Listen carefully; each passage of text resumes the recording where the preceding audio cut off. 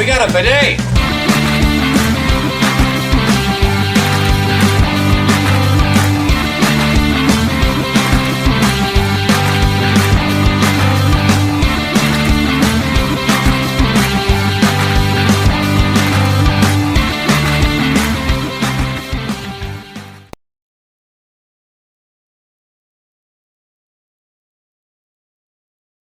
Hey everybody, and welcome back to another video. In today's video, we are topping off the Obi-Wan Kenobi series. We finished episode 6.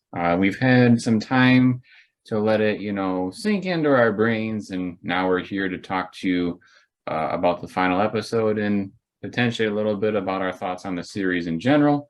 But like I said, we finished episode 6, so what happened? Because, we're all wondering, how is this thing going to close out based on what we saw at the end of episode 5? The big thing being Reva seeing the communication device with Bail Organa, spilling the secrets of the galaxy to whoever wants to push play. So we see that there's basically 2 storylines happening here in this episode. There's the Reva plot, and there's the Kenobi / Vader plot that's happening. And we kick off the episode, I believe, with the with Kenobi and all of them with the ship trying to get away from the Star Destroyer. And Kenobi, is still using the same logic of he wants me. He doesn't necessarily want you. He wants me. So let me, divert him away from you so you guys can get to safety. And he does this plan. He has a little bit of back and forth with a couple of the crew members and Leia, and saying like, oh, you can't do this. And he's like, well, I gotta. And so, eventually he gets what he wants out of it and hops in kind of like it's not an escape pod because it's an actual ship, but it's a ship within the ship that they're in. And he takes off and heads towards the planet that they're near. Vader decides to divert their course to follow Kenobi. The Grand Inquisitor is, kind of telling him, I'm not too sure about that. You sure you really want to, give up on, the group of rebels as opposed to this one guy? And because Vader is bent on, taking out Kenobi, this is why he diverts his crew towards Kenobi. So the nice thing about it is that, the rebels get away and they're able to have Leia safe and all that good stuff. But Vader goes down to the planet. I forget what the planet name was, but they go down there. It's kind of like a rocky area. Like there's tons of rocks and boulders, and it's very dark. So this scene and the fight we're about to have is kind of like a nighttime scene. Some cool things happen here. So there's the dynamic between the way that Kenobi and Vader at this point are talking to each other. It's kind of mirroring some of the stuff from the past, like episode 3. I believe Kenobi says the same thing, I will do what I must, when he knows that he has to take on Vader. The big thing is that I believe in this one, Vader says like, you will die, as opposed to you will try. And so he's like really putting out there that he's bent on killing Kenobi this time and not letting Kenobi get away with what he did last time. I would say in the very beginning of this fight, Vader is having the upper hand for the most part, until Kenobi really settles in and starts to get some pretty nice shots on him. But before he actually starts like really getting into Vader, we do get this part where Vader gets Kenobi into a crater. Like Vader smashes his hand into the ground and creates this big crater that Kenobi falls into, and Vader just throws all these different rocks at him and piles onto him, which is interesting because now Vader has the high ground as opposed to Kenobi. So this, role switches. But Kenobi kind of gets these thoughts in his head where he's thinking about Leia, he's thinking about Luke, and he's really trying to channel his force together to be able to propel these rocks away from him so he can go back after Vader. So he goes after Vader. For the record, I'm going to talk about the two plots separately until they actually meet. So I'm going to talk all about the Kenobi Vader stuff right now. Because this is happening like simultaneously with the Reva stuff. They're kind of going back and forth. But ultimately, Vader's walking back to his ship. Kenobi catches up to him and sneaks up on him and starts trying to get some like surprise attacks on him. But they go back and forth. This is where Kenobi is really showing that he has got the upper hand. I think at one point he like jabs into Vader's control panel, which causes him to have breathing issues. Vader's stumbling around everywhere. At one point, Kenobi uses the Force to lift tons and tons of rocks, kind of like, Vader was throwing individual rocks into the pit at Kenobi. Kenobi lifts up a whole bunch of these.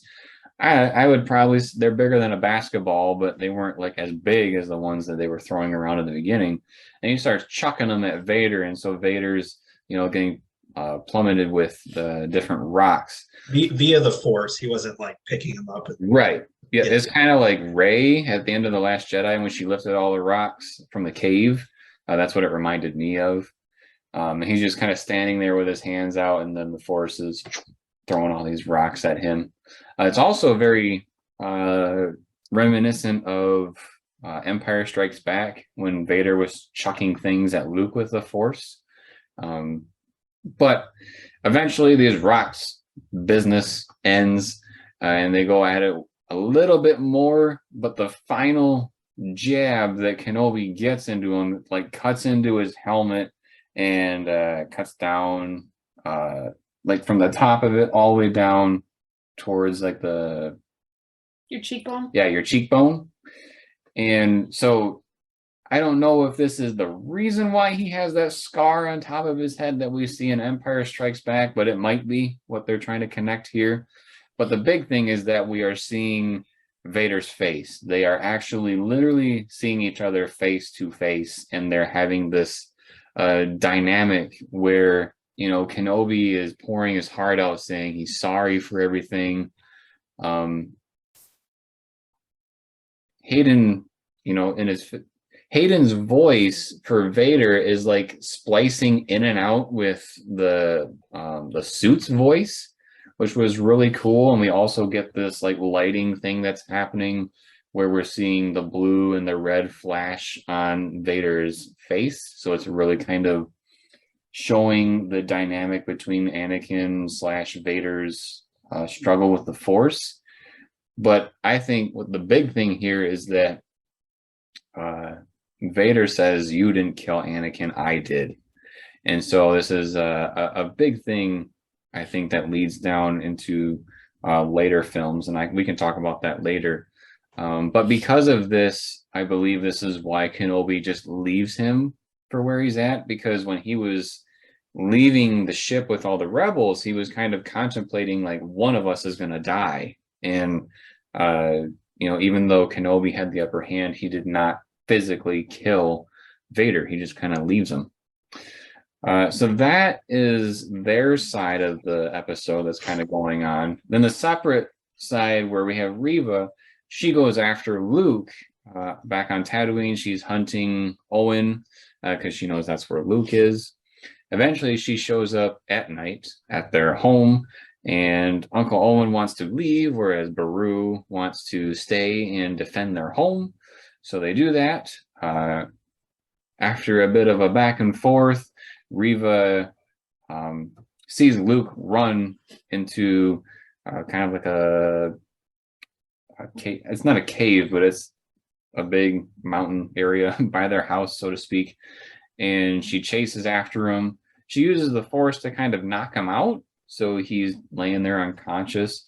And the big thing that we get from her story arc is that she goes to kill him, but she kind of sees flashes of herself in Luke. And she is kind of contemplating this, I am becoming what I'm trying to destroy kind of a thing. And she flips her script. She doesn't want to kill Luke. She wants to do better. So she picks up his unconscious body and heads back towards Uncle Owen's house, which by this time Kenobi has made it back. He has a disturbance in the Force and meets back up at the Skywalker home. And basically, Kenobi tells her, all you can do is do better. Forget the past, move on from it. After that, so now Luke is back with Owen and Beru. Reva is able to go do her own thing. Kenobi is doing his own thing. We do get to see that Leia made it back to her parents, and Kenobi does make a special trip back there as well. He gives her back her droid because she gave it to him. I forgot to say why. She gave it to him because he had mentioned, that Lola can help people that are scared, and Kenobi mentioned that he is scared himself. So I think that's why she gave him the droid, as like a little bit of a support when he goes, so he's not alone when he faces Vader. But he does come back, and it's kind of funny because he comes out of the ship and they're like, Obi-Wan, and then we see Lola and she's like, Lola, like she really cared about the droid as opposed to Kenobi. So they get the nice little conclusion there that everything is okay. But the big final thing that happened in this episode was Kenobi is packing his things up from where he lives, and he's making sure he's got all his stuff, and he gets on his little creature that he has to get around everywhere, and he starts heading towards this like cavern area. And for those of you that don't know, that cavern actually leads to where Ben Kenobi actually lives in episode 4. Like at the end of the cavern is where the house is.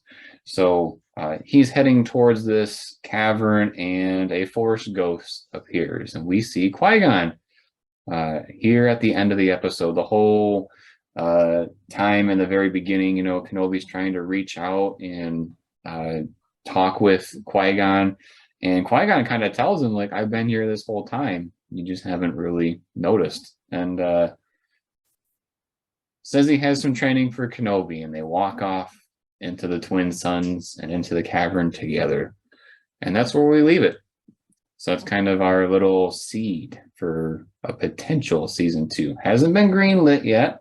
Tony corrected me with that before. But it definitely does kind of pave the way where if they are going to make a season 2, that's probably going to be a big component of it. Can I quick add something before we go on? So before Obi-Wan walks off into the Twin Sunsets with Qui-Gon, he talks with Owen and Owen's wife, and finally gives that toy to Luke, and hits him with a hello there, and then he leaves. Just wanted to make sure that was mentioned. I'm glad you brought that up, because that was a thing that we could potentially be talking about later, because I had some thoughts about that scene. But Tony, what were your thoughts on the episode? You want me to go first? So just the episode, not the whole series yet. Right. We'll talk about the series after the episode. Okay. I liked half this episode. The fight between Vader and Obi-Wan, I really, really enjoyed. It was very emotional, very physical. I had similar emotions to when Ahsoka and Vader fought in Rebels, because even though generally the show didn't really work for me, I am still a Star Wars fan with a heart, and whenever you get Vader fighting somebody from his past, I can't help but get emotional. In fact, at one point, I think it was after they were done fighting and Vader had the slice in his helmet, and they were talking back and forth, I thought I was going to cry. I'm not going to lie. Like, this emotion just waved over me. I didn't even expect it. And I was like, oh my, I was talking to myself. I know it's weird, but I was like, am I going to cry right now? Like this, I didn't expect to feel this deeply about it. But I felt very emotional about it. So, and like I said, that stuff will never not make me emotional. Um, the Reva stuff I don't want to talk about a ton because I think the internet's going to unfortunately have a field day with her character, probably for the wrong reason. So I don't want to add too much to that space. But suffice it to say, didn't really work for me. I think her characterization was very rushed, and they kind of did her dirty a little bit. So the payoff didn't really work for me. It's kind of weird, I thought, and I'm just going to leave it there. That's all I'm going to say. I did like at the end. Just something I noticed was that Obi-Wan was wearing brighter colors. I thought that was a nice way to show his arc. And Star Wars is known for that. Like Luke's clothes got darker each of the movies of the original trilogy. So I thought that was cool. The Qui-Gon cameo was cool. I dug it. I did find it a little humorous. And I think it was meant to be humorous, where he was just like, "I've been here the whole time. What are you talking about? Like, you just weren't ready for it." I chuckled a little bit. So yeah, I'll leave it there. I liked half the episode. What about you? I didn't really like the episode. There was more that I didn't like than there was that I did like. I guess just a couple of things that I thought were kind of cool, because that's about all you're gonna get out of me for things that I liked from this episode, would be, seeing him finally give him the toy, and the hello there. I really like that. It's a line Jeremy and I say for fun randomly, sometimes even just around the house, just because it's funny. I don't know. So it was kind of neat to see him say that again. I thought it was kind of cute or funny when Leia was more interested in Lola than Obi-Wan when he came back to say, hi, and to give her back the little droid. And some of the fighting between him and Vader was kind of neat to see, but for me personally, as long as that fight it still seemed rushed. More so from Obi-Wan's strength growing, I think. It seemed like all of a sudden he was a way better fighter and able to use way more of the Force really kind of rather quickly. It didn't feel natural how quickly he progressed with that. It was kind of neat to see Vader with the helmet off. Or not off, but slid open, and the voice changing thing fading in and out that Jeremy mentioned. And the Reva thing, just none of that really seemed believable. I don't think she should have still been alive. I don't like that we just glazed over her being on her deathbed to being suddenly alive like that again. I know we already did that with the Grand Inquisitor, where obviously they didn't show him going to like his healing process, but I feel like with her, I don't believe that Vader would have let her still be alive again, and that she, I just didn't like it. And then when she did bring Luke back, Beru and Owen were not like, stay away, with their guns and stuff. They just kind of took Luke from her real gentle and it just didn't really seem like a moment of somebody just kidnapped and tried to kill my kid. I'm really mad at them. Their emotions didn't seem to line up with what you would expect humans to feel if their kid had just been kidnapped and their home destroyed and this lady was just beating them up and trying to kill them too. So I feel like their characters were flawed there too. The Qui-Gon thing, it was okay. It was kind of neat to see him, I guess, but there was something that just didn't quite look right about him that bothered me enough that I wish he wasn't even in it. I know it's pretty harsh. I've liked the season as a whole quite a bit, but this episode was probably one of the weakest ones in my eyes. I'm gonna start my stuff talking a little bit about one of the points you said there at the end, because there's actually something that I didn't mention in the discussion of what happened. That's going to be part of my next point. So you mentioned that Qui-Gon just didn't quite look right. And after Sarah and I had finished watching the show, I had told Sarah, I said, I really feel like this is a TV show, and I feel like they're really making certain things look like a TV version of what was in the films, if that makes sense. Like, I feel like I understand Liam Neeson is going to age totally fine, but I thought his hair was a little too long. Like, it looked almost ridiculously long compared to where he was in episode one. The thing that I didn't mention with the plot is that Vader talks to the Emperor, and we have Ian McDermott Yes. playing the Emperor, which is really cool. But my slight issue with that scene, again, with this is a TV show, so it looks like a TV version, is that in episode 3, okay, when the Emperor got toasted, his face was swelled up quite a bit. The next time that we see him in live action is this film or this TV series, and his face almost looks perfectly fine. Like, he looks old, but he doesn't look swelled or anything like that.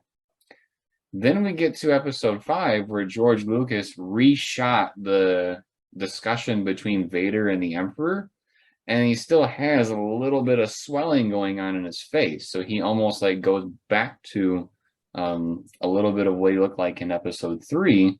And then when we get to Return of the Jedi, that's kind of where I feel like the Emperor would be looking more like what he looked like in Kenobi, if that makes sense. I feel like the way he looked in Kenobi should have been around or after Return of the Jedi, if that makes sense. So like the way his face looked kind of went back and forth, so to speak.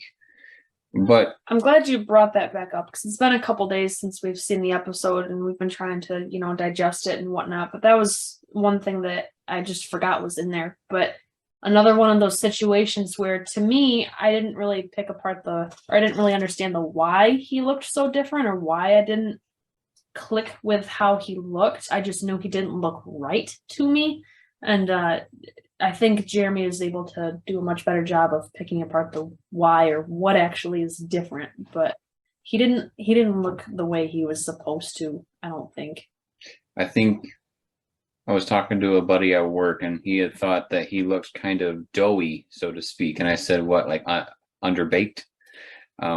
Just because that's kind of what he looked like. He looked almost like very white, milky skin, kind of like he is in Return of the Jedi. Those are some like little nitpick things. I understand that, but at the same time, if you're going to put time and effort to do makeup on him, I feel like they should try to keep it consistent. But my thoughts on the episode, I'm lined in with the two of them, where I liked the Vader Kenobi side of it, and then the Riva side of it was a little too unbelievable. I remember as soon as we were done with the episode, I was like, I love that, and I don't believe that. Simply because of what Sarah mentioned with Riva. I'll do that part really quick. She was doing all these things. Owen obviously knows that she's a threat, and like Sarah said, I feel like they would have been a little more no, Kenobi. She just did what she did. I don't think they're that Jedi minded, if that's what you want to call it, merciful for what she was doing to her kid. One thing I thought was interesting, though, about their little battle that they were back and forth while she was trying to get Luke was, I think it was I can't remember who did it. I'm not going to say one or the other, but either Owen or Beru like punched her or hit her with whatever they were holding, and it was right where Vader stabbed her. Owen had a staff or like a long piece of metal, so a bar. I was kind of like, we already had this discussion in the previous episode of, she got stabbed there. I kind of wonder if she should be dead. I kind of felt like that was Disney poking in her face a little bit. that she's still alive, but yet we're gonna jab at that area a third time. So I thought that was interesting that they made a point to hit that. Also, I know with the Sith, so like Kylo Ren in episode 7, when he got shot by Chewbacca, he like punches his side because pain is what gives them, more and more power. I kind of felt like, at that point, if when Reva gets hit there, she should, erupt or something, or having a little bit more advantage against all of them. And it really didn't show like a growth as far as the Sith are portrayed, or maybe she should have, tried to get a little more pain there. Maybe it's a difference because she's an Inquisitor and not an actual like follower of the Sith. But it was an interesting dynamic. Going over to the Vader Kenobi side of things, I am definitely in line with Tony, where I felt a little caught off guard with my emotions. Like when Kenobi was saying, I'm sorry, and they're going back and forth. Just out of nowhere, my eyes got like watery, and I was like, Yep. like, oh my God. I didn't, start pouring tears or anything like that, but it hits you right in the feels, when these two guys, it probably hits us a little deeper because we grew up with it. Like, I don't know if kids these days would really connect as much, but like, I felt like that was like the big moment of the show was their new discussion, because the previous one that they had on Mustafar, that was pulling on your heartstrings too, but this one I think did it even, if not the same, a little bit more, just because we were able to take in that scene of all these years. I feel like Hayden was my favorite part of the show. I feel like when he had the cut and it showed his face, I feel like he did perfectly with all that, the way that he talked, because one of the big criticisms that I think Hayden Christensen had with episode 3 is when he switched to the dark side, some people thought he sounded like an idiot with the way he talked, but really when he made that transition, he was trying to follow like the tempo of Vader's speech. He doesn't talk like Anakin speaks. If you listen to the two, it's totally different. The way that he kind of draws out, the way he says different phrases. And I thought that, it was really cool to see him like nail that part. Him and James Earl Jones were like really in sync together when they were having that blend happening, going back and forth. So yeah, I really enjoyed the Vader Kenobi stuff. I do think it was a little odd of an opening to the episode, like all the little kind of rush, let's get to the good stuff kind of a thing. But I feel like when they got to the good stuff was awesome. So I would say this was up there with one of my favorites of the series. I kind of between this one and episode 3, just because I really like that one as well. But I did enjoy it overall. I will, to piggyback off that, I will say, even though what I'm going to say in my upcoming rant, because a rant is coming, this was probably my second favorite episode of the series. The first being the first episode. But yeah, and then I would put this one second. So. Oh, I thought there was a rant coming. No, that's when we get to the series. Oh, gotcha. Yeah. So yeah, for the episode, I think we all have like very different opinions about it. The one thing I think we can all agree on is that the Reva thing seemed a little rushed. Again, just like Tony said, we don't really need to add a whole lot to it. I think for the most part, what we talked about was, structurally with the story, what was going on there. But I think the Kenobi stuff, really, really good. Are we ready to move into the talking about the series Go for it. as a whole? Sure. Cool. Well, Tony led off the discussion stuff. Do you want to give your opinion of the series first? Sure, I'll take a stab at it before the long rant. Um, as a whole, I'm really kind of mixed on how I feel about it because I really enjoyed it at first, and then it kind of seemed a little anticlimactic how long it was taking to get Leia back to safety, and it seemed more like it was about Leia than it was about Obi-Wan, which I was kind of okay with because I did really like her character, but at the same time, it was supposed to be about Obi-Wan, so it was kind of a confusing thing for me. Um, I don't really like the way the series ended. Because we just talked about the episode and I wasn't really a fan of it. I guess I'm curious if there is a season 2, what it might be about, because the season wasn't anything about what I thought it was going to be about. The whole thing was basically a rescue mission, instead of, you know, portraying a long period of time. This was maybe a week or something like that. Um, so I don't know. I liked some of it. I didn't like some of it. Would I watch it again? Probably after some time.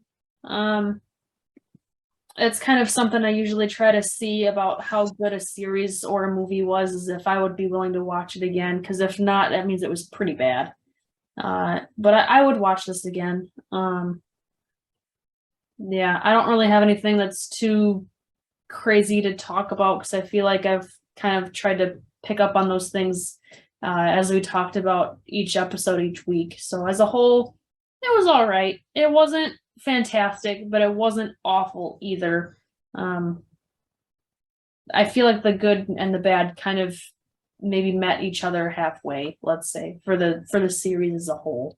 The It balance. brought balance to the force. Yeah, we both thought the same thing.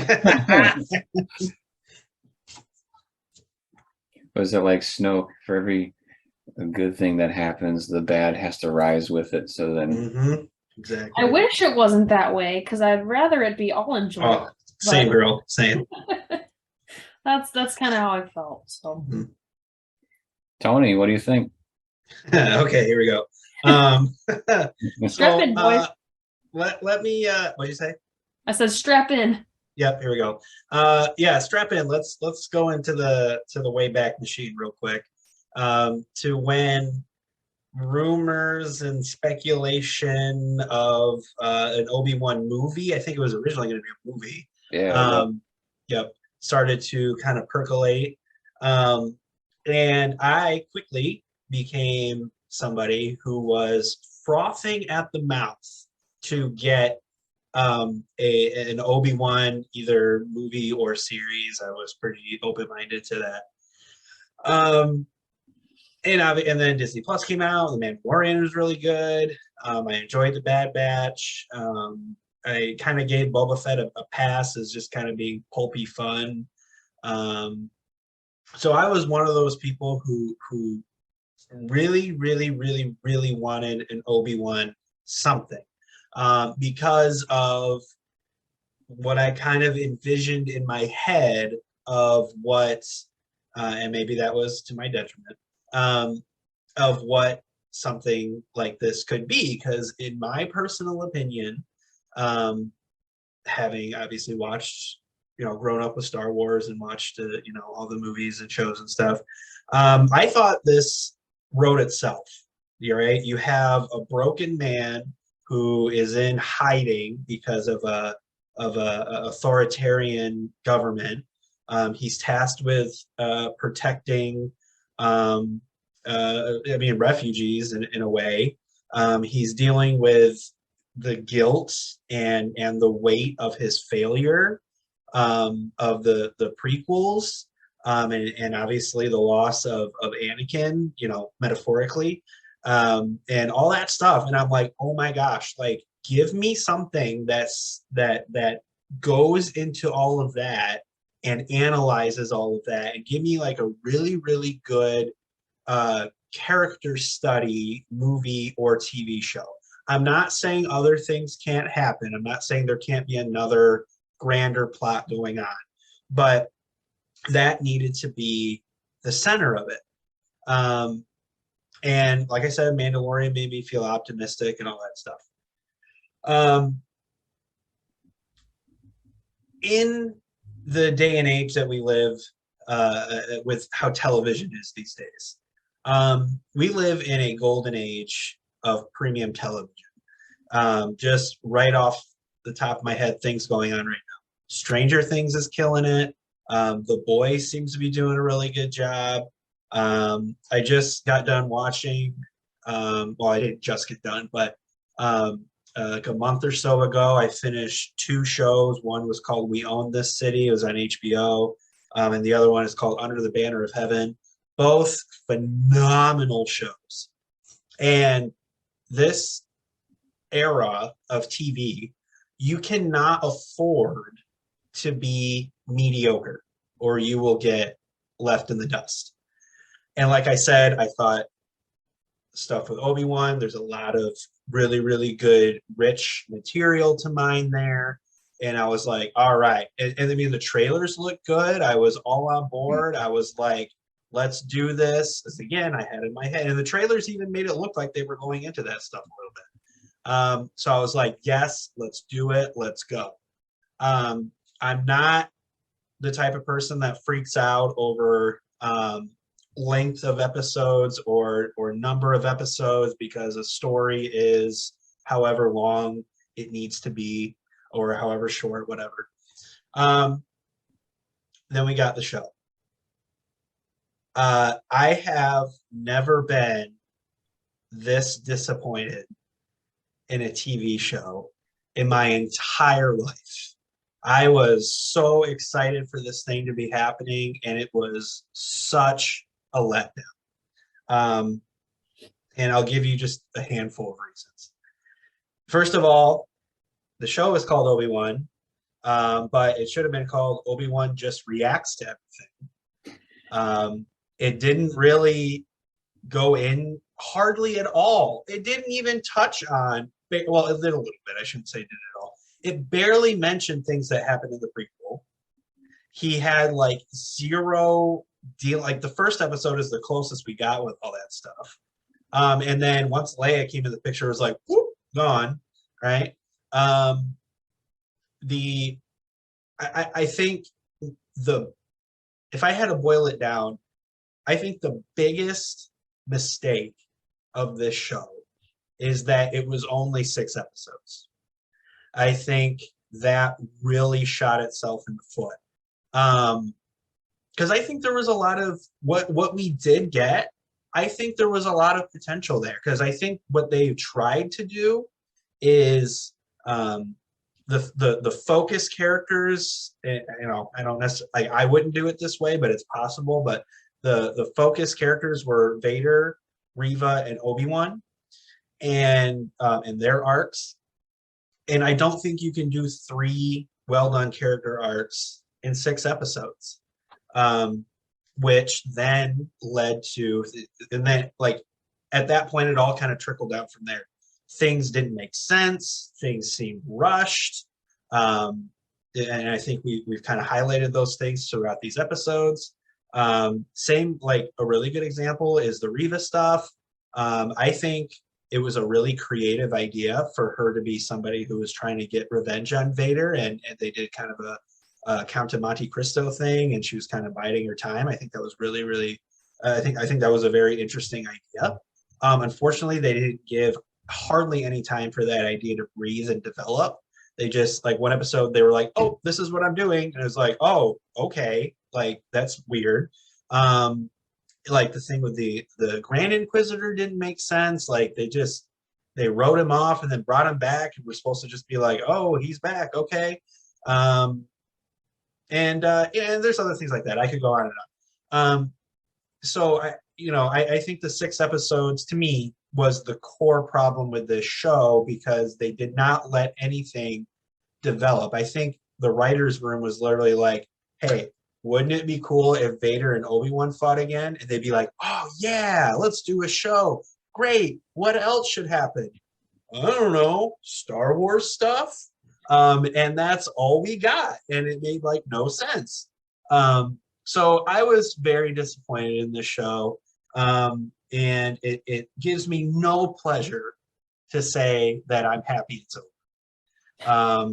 And I hope now looking back, Boba Fett wasn't like the best, and now we have this, and I solemnly hope that A, The Mandalorian continues to be good, and B, we can actually get other good live action Star Wars shows. I Yeah. rest my case. You actually said something that I was gonna mention. One of them being when we were first hearing about this show, and they were talking about the series itself. The one thing you heard from Kathleen Kennedy was this rematch, and that's all she would ever talk about. So, like you said, this show is hyped up on the rematch, which of course it happens, and we got the emotional end with it. But everything in between wasn't quite there. And what kind of bothers me is, Disney slash Lucasfilm at the time, like right now, they're so bent on having their own Star Wars stories, because apparently this timeline was already written, pre-Disney. There was books out about different things that Kenobi did. Granted, I haven't read them, but a lot of different things that I've heard people that have read those books is like, you have the source material, why not try to use There are it? comics too, I think. Yeah. Yep. And so I'm in line with the two of you, where I was really excited for it. I think after seeing all 6 episodes, I think if you cut the Riva arc, you could almost have a 2.5-hour movie that they were developing in the first place. And just like I said, how this was basically a Rocky series, the boxer Rocky, not that it was shaky, and although it kind of was.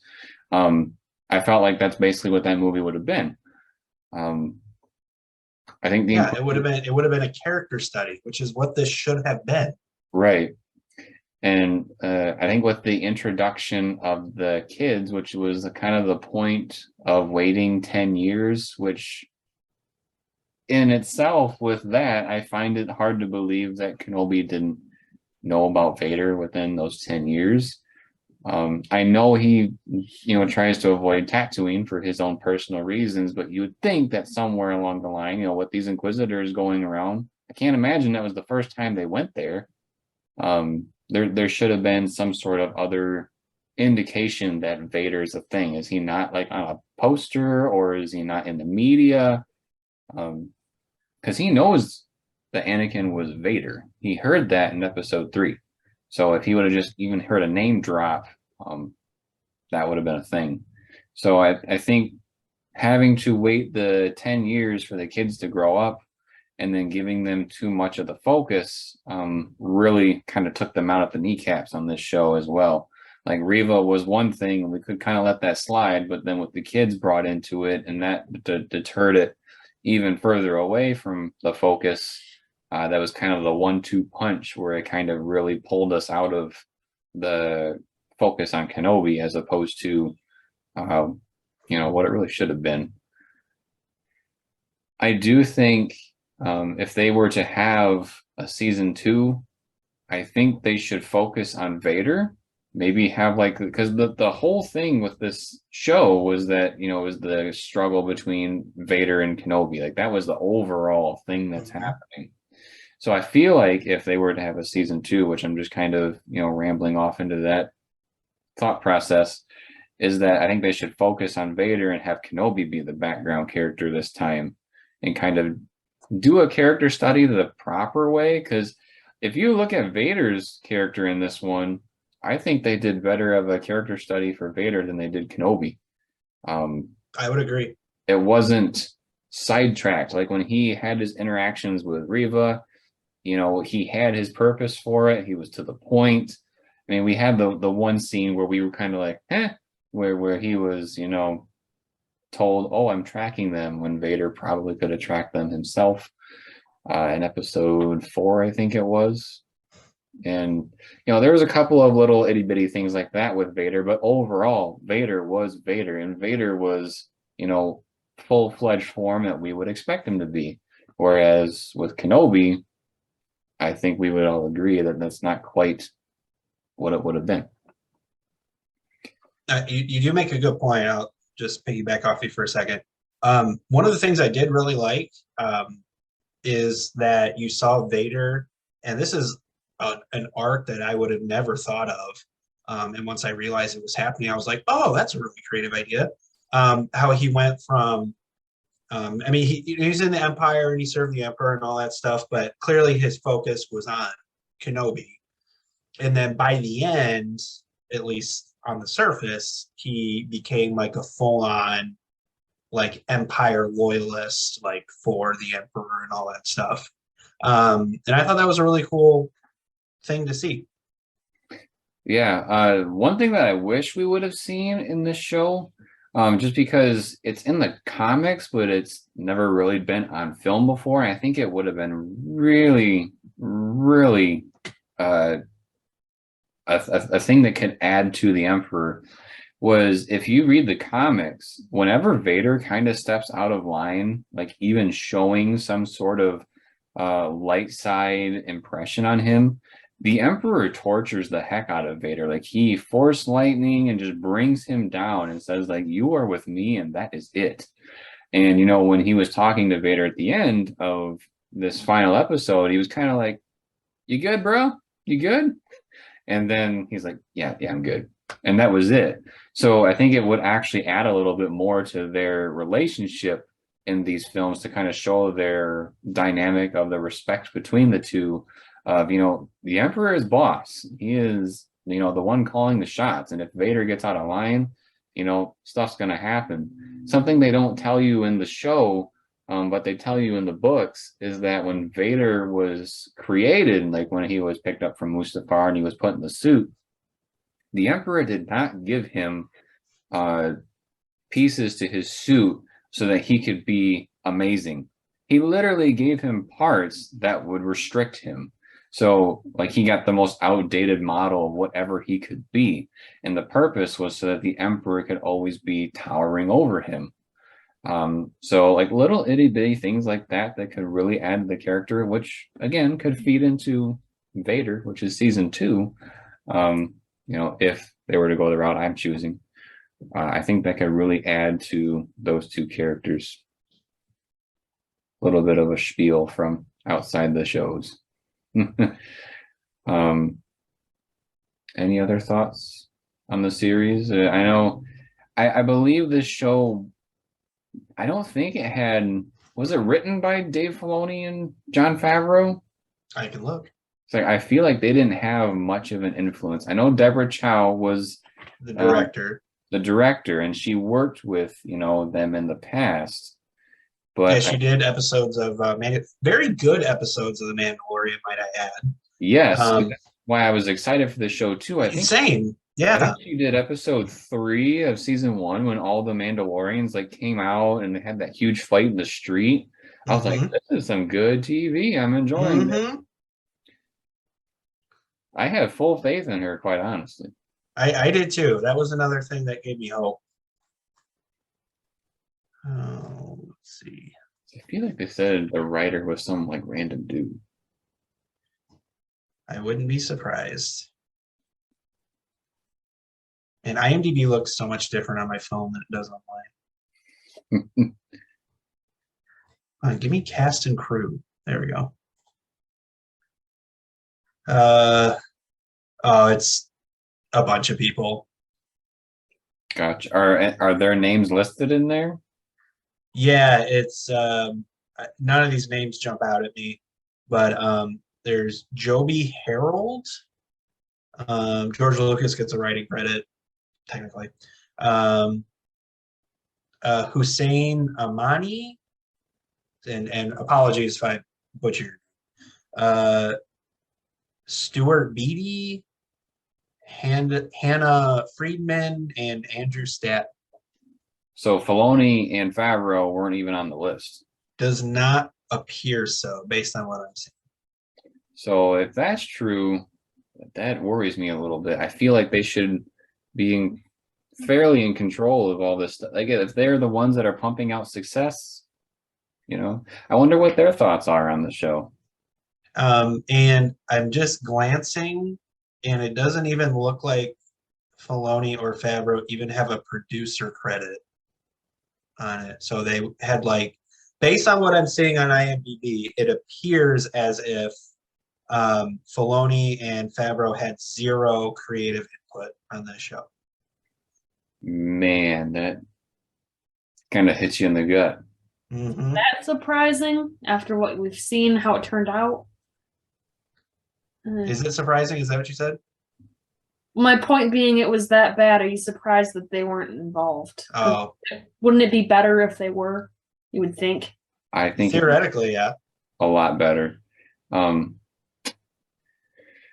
boy.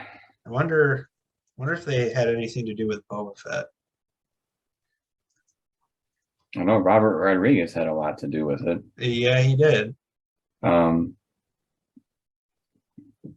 I would say based off all the rumors that we heard, I would say that they are probably true, just because we know that there was edits to the scripts. You know, there was a original script that apparently was too bleak and not enough hope, and I think that would have, you know, fit a little bit better into this time. The time frame is purely what that is. There is no hope. That's why we get a new one in episode 4, you know? That's the whole thing.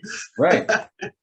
So yeah, I mean it's the rise of an authoritarian government, like an imperial dictatorship. Like, that's sad. That's not good. You know, you can't sugarcoat that. yeah. So I feel something happened in the writing there with Kathleen Kennedy, because she was the one that said it was too dark. So Yep. I'm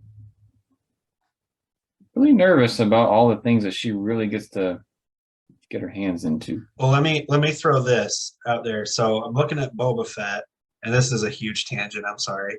So Filoni and Favreau have producer credits for Boba Fett, and John Favreau. Looks like John Favreau wrote all the episodes. There's only 7, right? I think so. Yeah. So John Favreau wrote all of them, and it looks like Dave Filoni probably assisted on one of them. So. But I mean, there's also, I mean, I don't want to have double standards or whatever, but it's one thing to write a show, but then the director brings it to life. So, yeah, gosh, I don't know. I just wish the show was better. Yeah. That's all I know. Interesting time to be a Star Wars fan. Yes. Hey, let's end on a positive. There's still lots of good stuff coming down the pipe to be very excited about. You know, there's Andor, there's Bad Batch season 2, there's The Acolyte, which sounds dope. I'm looking forward to The Acolyte. Yeah. Taika Waititi's Star Wars movie, I'm sure that will be great. Lots of good stuff. The Origins show. Yes, Tales of the Jedi. Yes, yes. Yep. Skeleton Crew, that sounds fun. I'm a little excited for Vision season 2. Yeah. I know they were different, and I like different.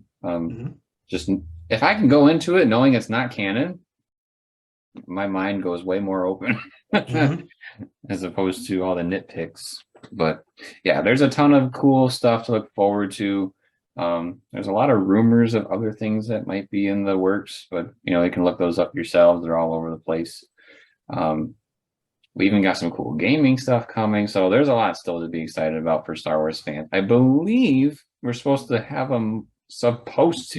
movie next holiday season. So I think that's going to be Taika Waititi's.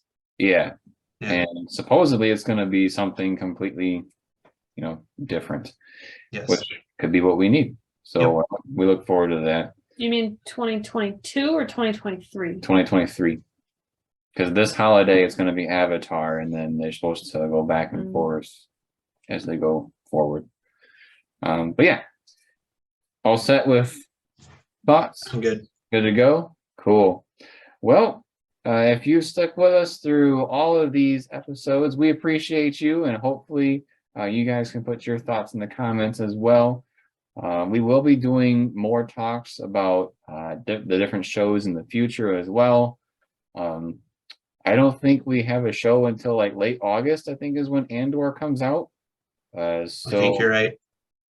We will probably start picking up the Star Wars news again. It was like a bi-weekly talk up until we get back to doing episode discussions again. So check those out as well. Turn your notifications. That way you're notified when they drop. Please subscribe to the channel if you haven't already. Drop us a like if you like this video, and then drop us a comment letting us know your thoughts on the episode and the series as a whole. What were your thoughts? Was it what you wanted? Did you disagree? Did you agree with some of the points that we made here in the video? Let us know. And then, as always, everybody, thank you for watching. We'll see you next time.